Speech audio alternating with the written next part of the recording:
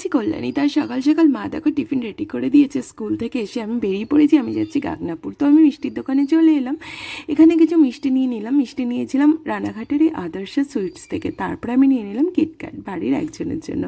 এদিকে ট্রেন চলে এসেছে, আমি ট্রেনে করে বাড়ি চলে এলাম, মানে আমার শ্বশুর বাড়ি গাগনাপুরে। এসে দেখলাম কিছুক্ষণ বাদে এসেছে আইটি আর গোপু, মানে আমার ভাই, হাতে একটা কেক। আজকে ছিল আমার অ্যানিভার্সারি, তো আমরা কিছু প্ল্যান করিনি। এটা আমার কাছে ভীষণ সারপ্রাইজ ছিল। আমরা ভেবেছিলাম আজকে আমরা রেস্টুরেন্টে যাব, দুজনে মিলে খাওয়া দাওয়া করব। তো বাড়িতে কোনো প্ল্যান ছিল না, সেই জন্য কোনো কিছু আগে থেকে ডিসাইড করা হয়নি। তো দেখো আইটি আর গোপাল এসেছে, আমি ভীষণ সারপ্রাইজ, ভীষণ হ্যাপি। তো আমরা সবাই মিলে প্রচুর আনন্দ করলাম। কেক টেক কাটা হলো, সবাই সবাইকে কেক খাইয়ে দিচ্ছে। আর এদিকে দেখো ক্রিম নিয়ে কি চলছে। যাই হোক আমরা প্রচুর প্রচুর আনন্দ করলাম। তারপরে সবাই খাওয়া দাওয়া করে রাত 10টা বেজে গেছে, তারপরে ওরা বাড়িতে চলে গেল। তো আজকের ব্লগটা ছিল এইটুকুনি। কেমন লাগলো অবশ্যই জানিও।